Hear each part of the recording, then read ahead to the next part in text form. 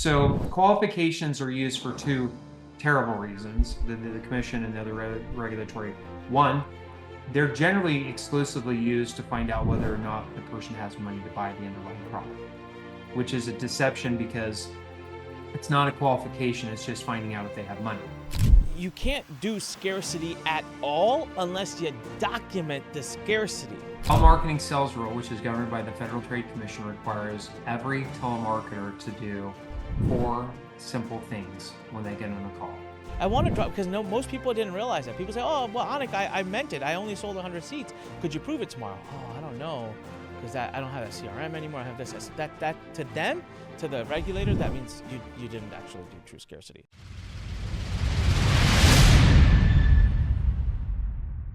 Don't say that. Welcome back to the podcast, everybody. Hey, did you get your copy of the book? That's right. We're up and running and live, and people are loving it. The compliance revolution has begun, and as I say, if you want to be a giant, you better go compliant. So grab a copy of the book. The link is right below if you're on YouTube, or go to don'tsaythat.com and then click the big-ass banner at the top, and it'll take you right to the book.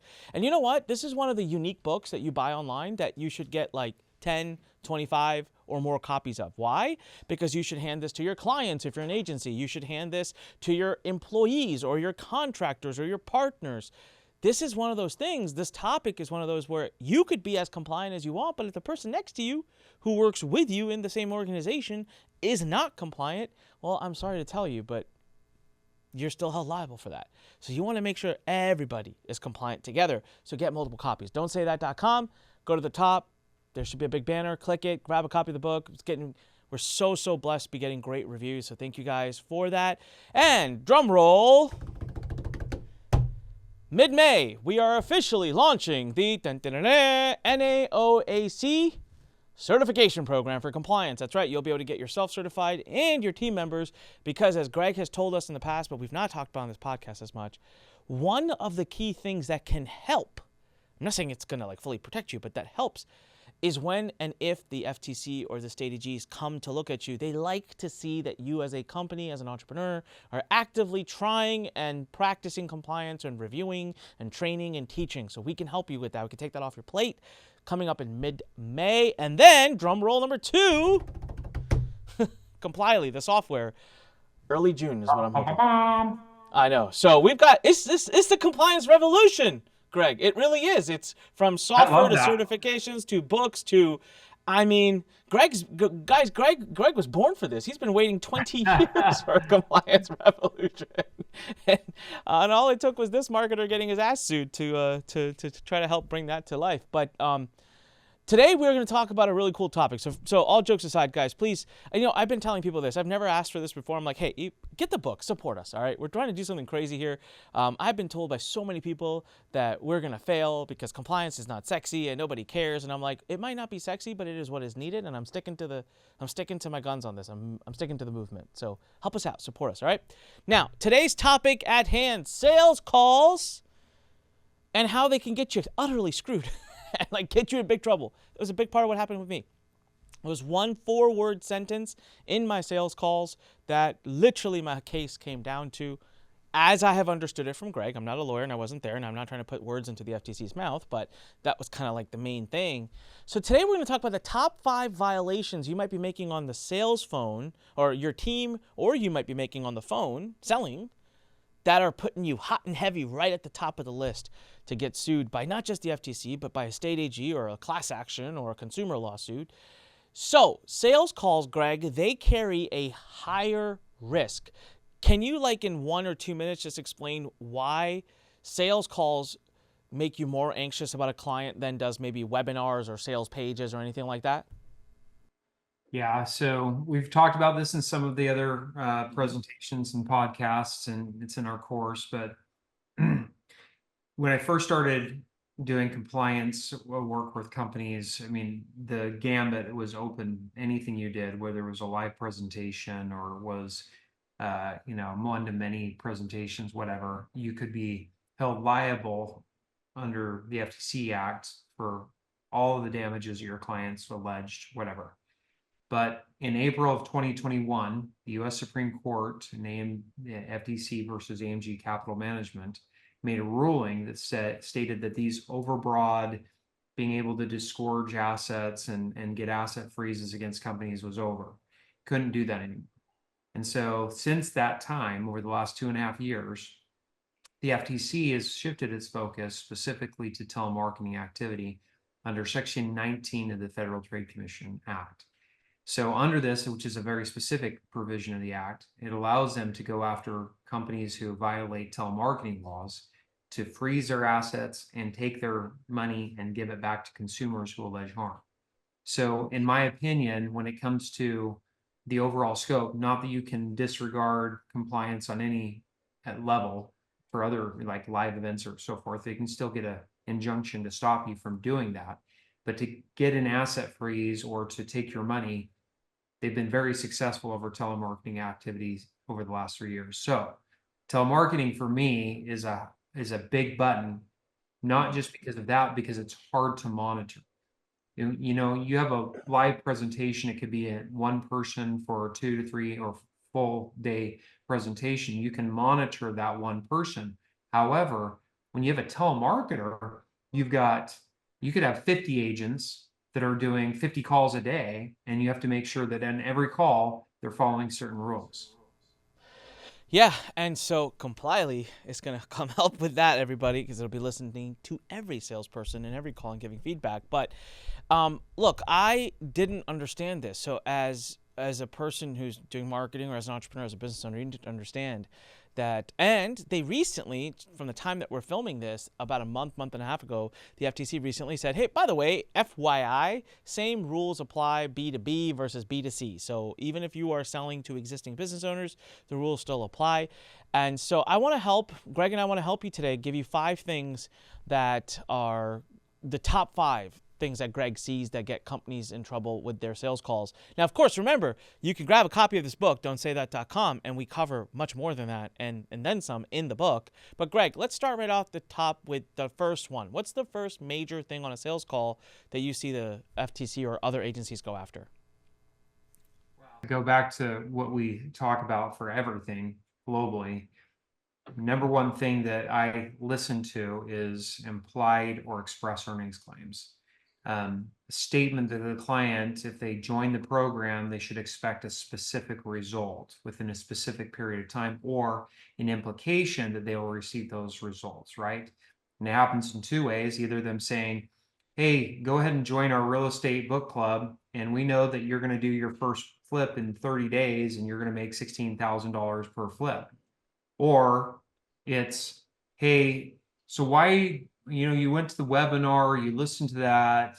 Why do you want to become an affiliate marketer? What brought you into the webinar? What's your goal? What do you want to see out of this? Oh, you want to make 10 grand a month? Great. There's no reason you shouldn't make 10 grand a month. In fact, you should make $20,000 or $30,000 a month. So the number one thing that I'm looking for when I listen to sales presentations right off the bat, because it's the one thing that's going to draw the most attention from the commission or regulatory bodies, is some sort of earnings claim. That's always going to be like right there. That's on the radar. So number one, again, shouldn't surprise anybody, is earnings claims. So let's talk about this. I want to unpack this a little bit as I've been out in the wilderness as a marketer talking to people and hearing their questions regarding it. Number one, guys, there are, and I want to get your opinion on this, Greg. So there are some, and I don't want to call anybody out, and I don't want to name any names, but there are some very popular books around marketing, copy, offer creation, and they all stem, Greg, from lead with the promise, lead with the result. So give the consumer a visual of what the result would be. Monetary or not, that's a problem right out the gate, right? Like if that's in your headline, if that's in your initial promise, whether that's good marketing or not is irrelevant. That is the number one thing the FTC is against. And the biggest reason, as I've understood it from you, Greg, is just unless you can substantiate and show typicality of your average user without a shadow of doubt receiving that result, which no educator can. Even colleges cannot show this. Like you can look at professional institutions and they can't show it. So no educators can show that level of typicality where I could say, flip 10 houses in the first 12 months of, with our program. But that's what's being taught. So I just want to make it utterly clear. That's a problem compliance-wise. Correct, Greg? Yeah. I mean, the number two thing that I would say is, along with earnings claims and the end results, is number two is misrepresentations. It's a statement that you're giving an explanation or an expectation to the client that they will receive a certain type of result, whether it is monetary or a transactional result or performance result, or they're going to look like Arnold Schwarzenegger after 2 weeks, some sort of result-driven misrepresentation where you're like, you do this, you will see this. And it doesn't align up with what the actual fulfillment is, because there's no way you could guarantee that they're going to see that type of result. So because the client has that expectation, they get in there, it's not true, it doesn't mesh up, they get upset and they complain, and then that regulatory issues. So number one was express and implied earnings claims. You kind of walked right into it.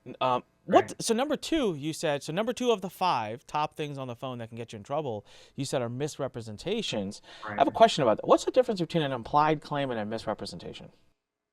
Well, an implied earnings claim has to do with the money, right? Okay. Where a misrepresentation could be, hey, if you join this, you're going to get one-on-one sessions for 16 weeks, and we're going to be there every step of the way. We're going to look over your shoulder. We're going to help you. We're going to monitor your progress. And then they join, and it's a one-to-many.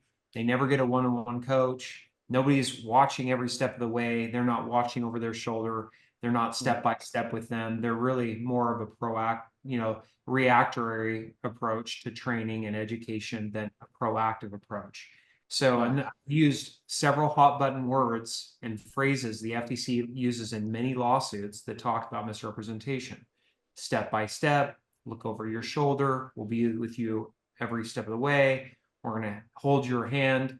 If you look, there's about a half a dozen cases that uses those exact phrases. So when I work with clients, sometimes they'll notice that I highlight those phrases, not because I particularly think that there's an issue, but I know that they create a misrepresentation in the mind of the commission, because they create this impression you're going to be more proactive in the service than you actually are.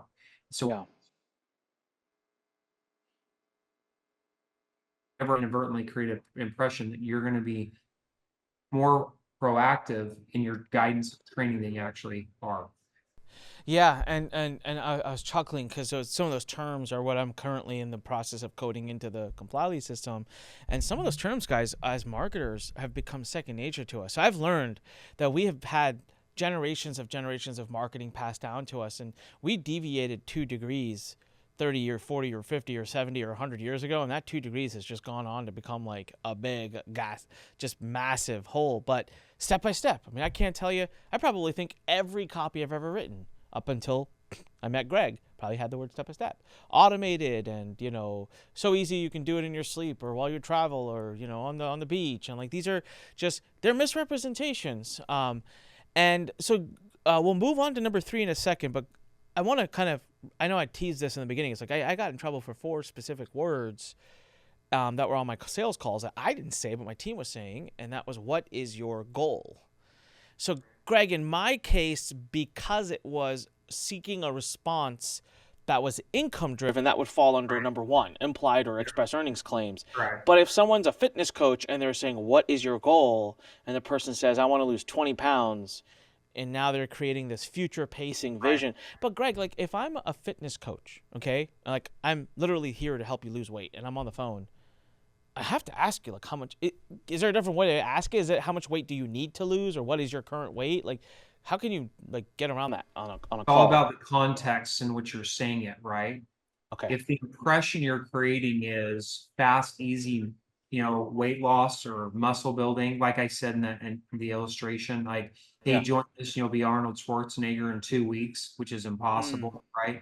That's the problem. That's the Circle Pro case on that, which is Susanna Summers had this little thing. You did 40 crunches a day and you looked ripped, you had, but so how do you avoid that? You said the right context. Hey, you want to make sure that the upfront marketing on the phone aligns with what the fulfillment is. And that would be, hey, we've got a nutrition plan, we've got an exercise plan, we've got all this together that we're going to show you. We're going to educate you on how to use this, but it's ultimately up to you in your application. Because if you're eating jelly donuts every day and you're going to the buffet every other night, it ain't going to work, because you got to be committed and you have to have discipline. So see, we need to know what your goals is. What do you want to achieve? That's great, but that's going to be dependent upon you, on what you do as it pertains to your fitness and health. So it's not necessarily that the words "what is your goal" is toxic or poisonous. It's more of how they're used, and what you find is typically they're not used correctly, so you've just kind of said stop it, right? Like, well, when it comes to earnings, you definitely have to avoid saying what is your goal, because that's an implied claim. When you're talking about a fitness regimen or something like that, it's like, okay, what do you want to do? You know, are you looking to do this? It's good to have a goal, but be realistic with it, one, and two, understand that that's entirely up to you. We could give you all the training of nutrition and everything in the world, but if you're not dedicated to it, then you're going to be the person on The Biggest Loser who doesn't lose any weight because you're not following all the professional advice they're getting. Yeah. Okay, got it. All right. So I think we've beaten that one. It's a big one, though. I can say, like, this is what most sales training programs, Greg, have you been through some? I mean, they spend probably half, if not 70% of the training on this. Like, do this, they say. Make sure you do this. Term they love to use is future pacing. And I'm just telling you, there's a whole team of people at the regulators side that are just, they hate it. All right, let's go to number 3. What is the third most common thing you see on the phone? Number 3 is false scarcity. Let me explain what I mean by that. Hey, you better join today because we only have a few limited seats available. So if you don't take them, somebody else is going to be there to take your seat tomorrow or this afternoon. And if you don't take this seat, we only have limited resources. We don't accept everybody. So you better take it today. So false scarcity. That's, I see it all the time. I actually reviewed an ad yesterday and I had to chide because I was on with the client and I was like, okay, so it says limited seats. Only going to accept a certain number of people. And I asked, have you ever limited the people that wanted to buy to get in? No. Okay. So how is it limited seats? Well, it could be if we ever get to capacity, it could be. And I was like, yeah, and it's kind of a tangent of, an extension of misrepresentation, because it's a misrepresentation as well, but it's this false scarcity, and the FTC and other regulatory body, they look at that and like, so the first question they'd have on that, and I don't know if they had it in your case, but I've had in other cases when I've done with the commission, you notice when they issue the CID, they'll issue like, hey, give us the substantiation for all these different kind of claims. And one case that I worked with was, tell me who you rejected because you didn't have capacity, because you had limited number of seats in order to allow them into your coaching program. And client couldn't because they never done it. But in every one of their ads and every one of their webinars, they heavily emphasized limited seats, limited quantity, and so this is what I told the client yesterday when I looked at it. I was like, give me a defense. Like, give me, if the FTC or some state AG looks at you, that I can defend this position. And if I can't, then you have to admit this is a misrepresentation. This is not a true statement you're making to your client. Remember, Section 5 of the FTC Act says false or deceptive trade practices. So it could be false because you're not limiting it. It's definitely deceptive if nobody's ever been turned away because you've always had capacity. So now I know a lot of people are like, well, how am I going to do this? Well, there are a dozen alternatives of how creating urgency on a sales call that have nothing to do with using a misrepresentation about scarcity. There's other ways to draw attention to people to do that. And that's, part of our goal, right, Onik, isn't just saying don't say that, it's helping them understand.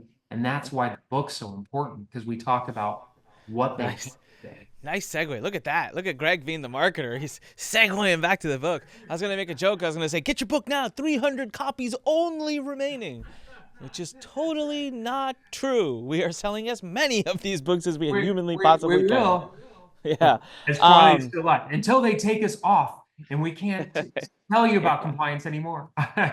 Until paper runs out and trees dry up, Right. these books will be printed. Yes. But you mentioned like the next book, right? So Greg doesn't even know this. I've decided, especially assuming this book is successful and people care, Greg, I've decided to turn this into a trilogy. So the second book in the trilogy is What You Can Say.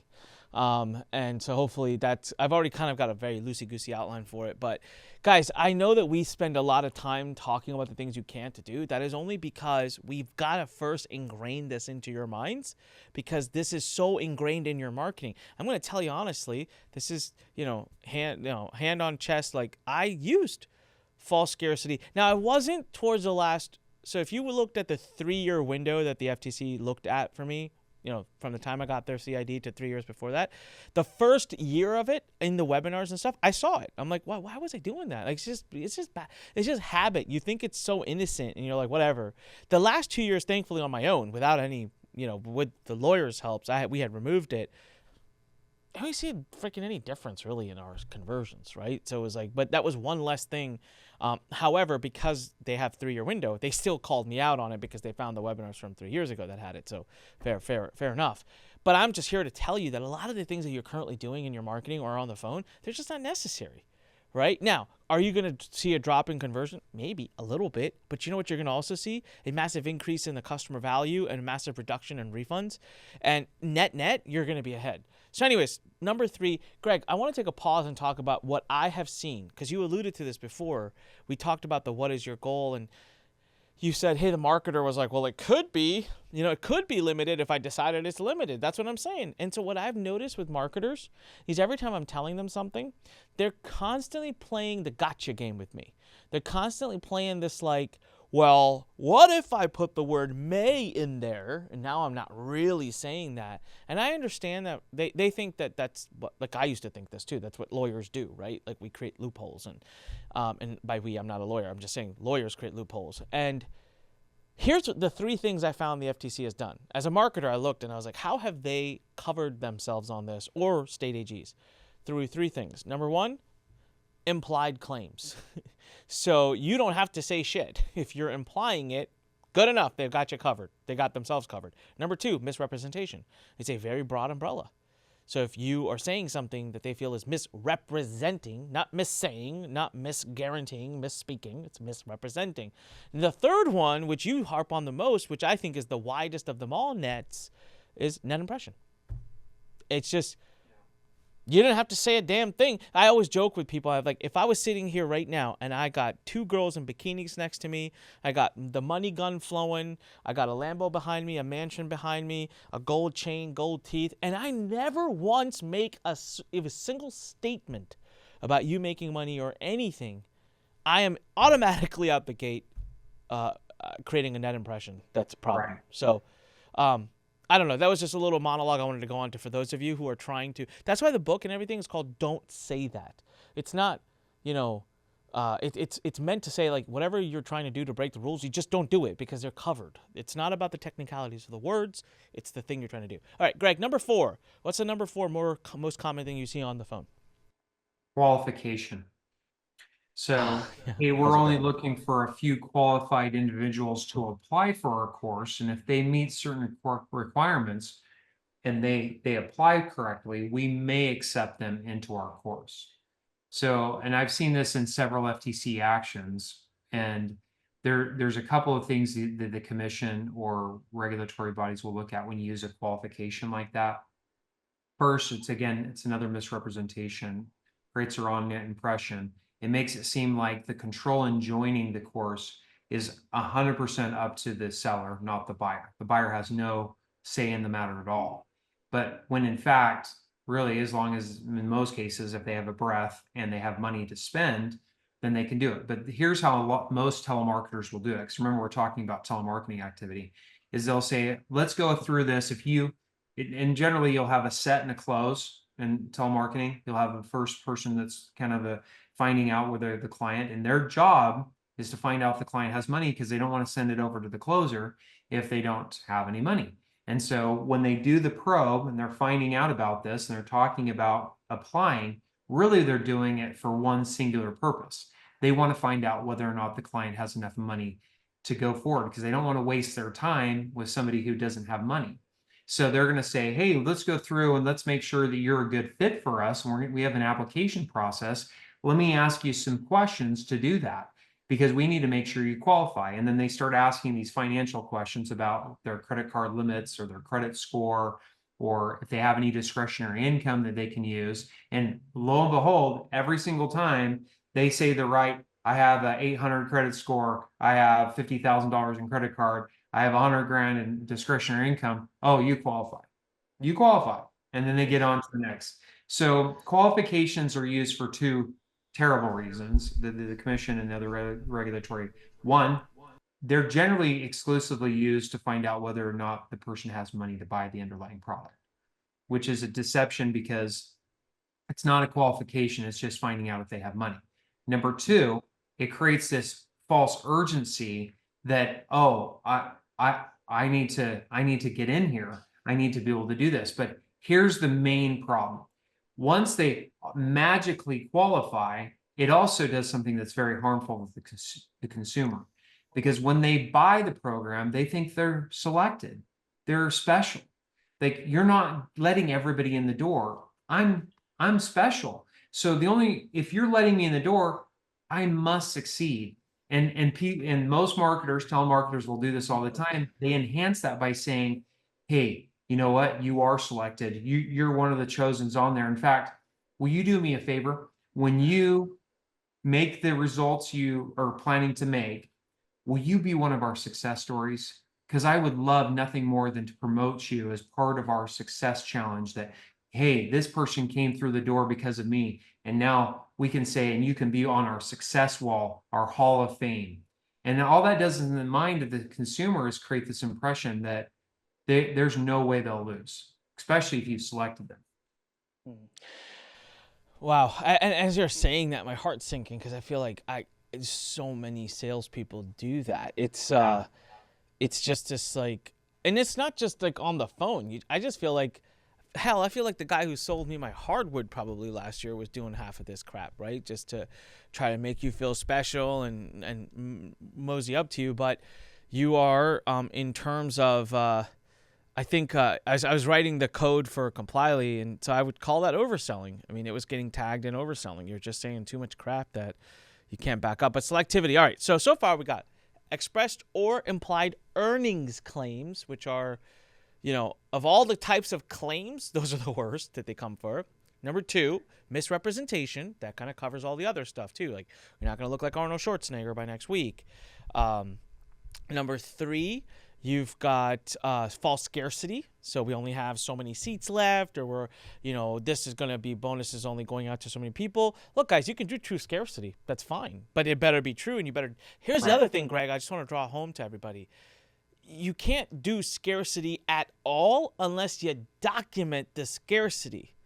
So if I launch a program and I say there's only 100 seats. So for example, I actually launched a retreat. Okay, I launched a retreat that's happening in a couple of weeks. And I said for 25 people only. This is a true story, guys. This is how crazy I am with compliance right now, right? Because I have to be, and I want to be. I didn't distinguish 25 businesses only. I said 25 people only. I meant 25 businesses. And then what I started noticing, as soon as we were getting sales, people wanted to bring someone with them. They wanted to bring their wife, their husband, blah, blah, blah, someone.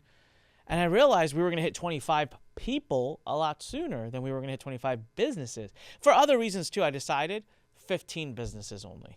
Because I knew at 15, I'm not going to cross the original promise of 25 people in the room. But I also felt better about that. But I'm just saying, that was a consideration. I was like, hey, I got to be careful. Like, next time, if I really want 25, I got to say 25 businesses. But here's the other thing. What I have done now is we're done selling.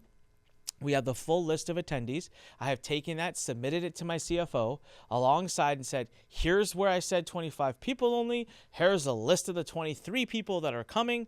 We did not cross I was true to the scarcity. So that's waiting and sitting there, and I can prove to the fact that there was scarcity. So I want to drop, because most people didn't realize that. People say, oh, well, Anik, I meant it. I only sold 100 seats. Could you prove it tomorrow? Oh, I don't know. because I don't have that CRM anymore. I have this. I said, that to them, to the regulator, that means you didn't actually do true scarcity. And then last not least, false qualification. I can guarantee you, most of your top salespeople right now, they're doing false qualification. They may not be doing false scarcity because that is so outlandishly feels wrong. It's lying. But false qualification, what Greg was doing before, it's like, hey, like if you do this, like, can you let me know? But that's making someone feel all special. It doesn't necessarily feel like you're lying. So a lot of your top salespeople are probably doing that. Last but not least, Greg, number 5 on the Number phone. 5, improper introductions. I know that sounds silly, but let me go through it. Yeah. Telemarketing sales rule, which is governed by the Federal Trade Commission, requires every telemarketer to do 4 simple things when they get on a call. Number 1, they have to identify the salesperson who's calling. Hi, my name's Greg. Number 2, they have to identify who they're calling on behalf. I'm calling on behalf of, Marketing Agency 101 or whatever the name of the company you're calling from. Sometimes it's a third party. So sometimes you're saying, hey, I'm calling on the Marketing Agency United account from Publishers 101 or whatever you're calling from. Number 3 is you have to identify the purpose of the call. So that is, hey, I'm calling to follow up on the book you received to see if you had questions and see if there's some other services we could provide to help you in your journey to learn how to be an affiliate marketer or a real estate investor or stock investor or whatever it is. Number 4 isn't really a requirement from the TSR, but I added in because there are 23 states that have privacy laws that require this as well. And that is to disclose that the call is being recorded. Because if you fail to do that, then you're in violation of privacy laws in most states, including the California Consumer Protection Act, which has a privacy law that says that if you record a transaction on the telephone and you don't identify that the state of California plus the individual on the phone can sue you under a class action. So you got to make sure that those 4 elements are made on every call. And I wish I could say, doesn't matter. Why would you care about it? So I had a case several years ago where I trained adamantly that they did these 4. The telemarketing floor did all 4 of these. And I left because they sold the floor was sold to another company. So I wasn't over the compliance of that before. And they decided, oh, this is the stupidest rule in the world. We're not going to tell people that the calls are recording. So until there was a class action out of California and they sued because they didn't give them the disclosure the call was recorded. Well, they sued 3 companies, including the company I was representing at the time. So out of that lawsuit, I'll pat my back on this, I was able to get my client dismissed because we could show affirmatively that we did that in every single call because we recorded it. And the call that this guy was suing over, we had the call and it showed that we gave them the disclosure the call was being recorded. And so as proof of that, we were dismissed without paying any money out of that. Wow. Now the 2 other companies, millions of dollars in settlement. So 4 issues: TSR, identification of the salesperson, the organization, the purpose of the call, and the call is recorded. So Greg, that's interesting. I would have never thought. I know about this. You and I have talked about it. I've never thought that would fall in your top 5. Have you seen the FTC actually come after that specific thing and say, like, you're not doing a proper introduction to a sales call? Oh yeah. Wow. So what they'll say is you're deceiving the client. So this is how a lot of the telemarketers will do it. They won't say the purpose of the call. In fact, they'll bury in the purpose of the call as if it's some sort of free consultation without any sales mechanism as a part of it. Well, for the longest time, we were taught in the marketing world to call these calls strategy sessions. Right. Strategy sessions. In my company years ago, we used to call them breakthrough sessions. Right. Consult sessions I've heard before. The other thing, I recently caught this at another client. I'm not going to name anybody, but this person. I happened to be behind the scenes, and I heard their team talking. And they said, oh, we have setters that do welcome calls for our customers just to welcome them to. And then, they're able to kind of see if they want to move more, blah, blah, blah. And I remember telling them, I said, whoa, just real clear. What is the actual intention and goal of that call?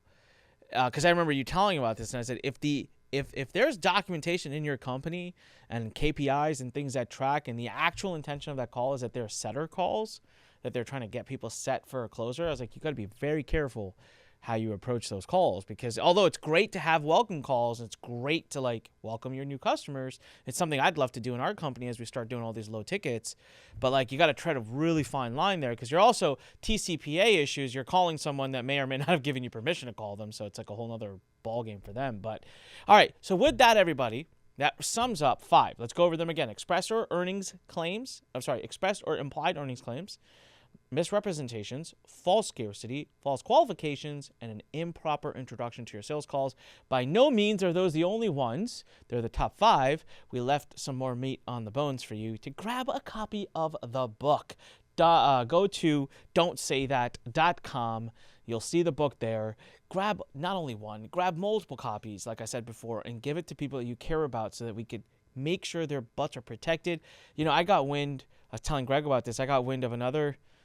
I kind of feel like I've become like, in the marketing world, I've become like the FTC whisperer, where like people like report stuff to me. I'm like, guys, I am not like working with them in any capacity. You're like you don't affiliate have to program with the FTC. Yeah, like you do not need to report people to me. I have no authority or jurisdiction over anybody, but I've heard of a couple of new cases coming out. A couple of new people that might possibly be getting under investigation.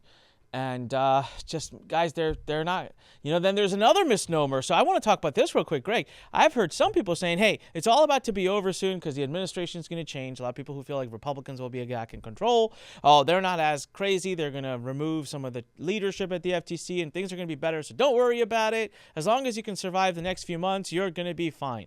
So to that, Greg, address that was an interesting thing I heard recently at a big event. And I know your answer, but can you please tell everybody else? Well, I mean, there are commissioners that are assigned, that are, appointed to the FTC, and generally there's a balance of conservative and liberal. I mean, if you just look at Trump, if you think there's a change in that, there was no change when he became the individuals that are over the different section heads. They don't really rotate and change very often. But maybe the chairperson will change. I mean, that changes quite frequently, and maybe they get one that's a little more seasoned if there's a change in administration, because the chair can change because of administration. But when it comes to the division heads, who are the people that have been there for 20 and 30 years, they don't really rotate that often, which means those are the main people that, respond. They have all the attorneys and paralegals and everybody respond to. It's this in the marketing and advertising practices. It's been the same person for a long time, and she's still there. So I don't see it changing depending. I was looking at data, Craig, and I didn't see any change in the data as far as how many actions they brought. If anything, I've seen them hiring more people over the last couple of years. If you follow the FTC on Twitter, like they are X, they post a lot of. So I was talking to someone who said this, and I said, well, let's play this out. So let's say, sure, I agree with you. New leadership, right? New leadership, not new lawyers, not new directors, like you just said. I think the one that oversees the business opportunities / investing / whatever division, I think you've mentioned that person's been there for, like you said, 20 plus years. They've been there forever. And so they obviously are set in their ways and their thoughts. Sure, they could have a boss that comes in and says, think different. You can't move on that. We're not going to be as aggressive. But then I said to this person, I said, just ask yourself a question. I said, forget everything else. I want to ask you one thing. Is it wrong to tell someone that you'll be making $20,000 a month by next month? And they're like, well, yeah. I said, okay, is it wrong to tell someone that you only have 10 seats available when you really have unlimited? Well, yeah. I said, okay, do you think it's wrong to, and I went over through some of these scenarios, and you could tell they knew where I was going, and they're like, yeah. I said, what commissioner do you think is going to come in their right mind and tell their team and say, guys, we are not enforcing those rules. Like we're not going to punish that. We we have bigger and better things to do, so leave those people be and do what they do. Like, it's just not going to happen. That's not a political issue, right? Like, that's just a standard. People that have been in the regulatory world for a while, like, they don't want that happening. So as soon as I said that, person was like, oh, that's a good point. This is a real issue. Five FTC commissioners, and no more than 3 can be of one party. And then the chair is appointed by the president. That's why they changed. But in my opinion, I've seen zero change in the flux of administration when presidents change. Well, that's important to hear, everybody. All right. With that said, get your copy of this book right now. Go to don'tsaysthat.com. Help bring support. Get multiple copies. Tell people about it. We got more amazing things coming out. I'm excited to do it. Greg, as always, thank you very much. And to the rest of you guys, as I always say, when life pushes you, stand straight, smile, and push it the heck back. We'll see you on the next one. And remember, if you want to be a giant, you better get compliant. See you guys later. Bye.